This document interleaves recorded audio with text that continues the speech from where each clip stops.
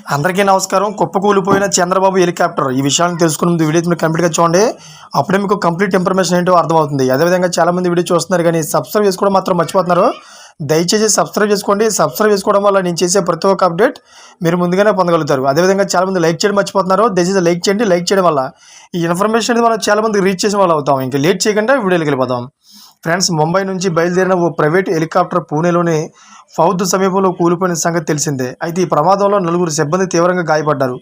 ముంబై నుంచి విజయవాడ వస్తుండగా క్రాష్ అయ్యింది. అయితే హెలికాప్టర్ కూలిన అనంతరం విస్తుపోయే నిజాలు వెలుగులోకి చూశావు.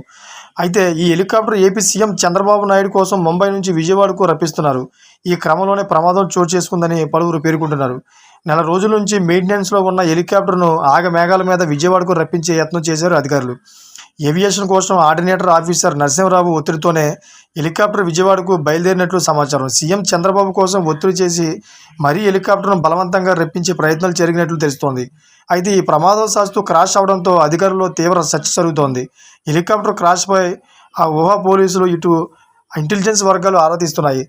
అయితే ఒకవేళ అనుకోకుండా చంద్రబాబు హెలికాప్టర్ ఎక్కితే జరగడానికి ఏదో జరిగితే అని రాజకీయ విశ్లేషకులు అభిప్రాయపడుతున్నారు.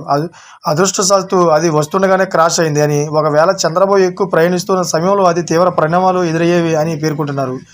అయితే హెలికాప్టర్ నిర్వహణ సంస్థ మాత్రం ఏపీ సీఎం కార్యాలయం నుంచి తీవ్ర ఒత్తిడి వచ్చిన నేపథ్యంలో ఆగమేఘాలపైన విజయవాడకు తరలించినట్లు చెబుతున్నారు. వాతావరణం అనుకూలించకపోయినా కూడా హెలికాప్టర్ బయలుదేరాల్సి వచ్చిందని వెల్లడించారు. అయితే ఈ ప్రమాదంలో ఒక కో-పైలట్, మరో 2 స్వల్ప గాయాలయ్యాయి. అధికారులు చెప్పారు. పైలట్ పరిస్థితి మాత్రం విషమంగా ఉందని అంటున్నారు. మరి హెలికాప్టర్ ప్రమాదంపై సీఎం చంద్రబాబు ఏపీ ప్రభుత్వం కానీ స్పందించలేదు. మొత్తం మీద చంద్రబాబుకి ప్రమాదం తప్పిందని టీడీపీ శ్రేణులు ఊపిరి పీల్చుకుంటున్నారు. చూసారా ఫ్రెండ్స్, లేటెస్ట్ అప్డేట్స్ కోసం నా ఛానల్ సబ్స్క్రైబ్ చేసుకోండి. అదేవిధంగా గంట బెల్ ఆన్లో పెట్టుకోండి. నేను చేసే ప్రతి ఒక్క అప్డేట్ మీరు ముందుగానే పొందగలుగుతారు. అదేవిధంగా ఇప్పుడు వరకు చూసిన ప్రతి ఒక్కరు కూడా థ్యాంక్ ఫర్ వాచింగ్ ఫ్రెండ్స్.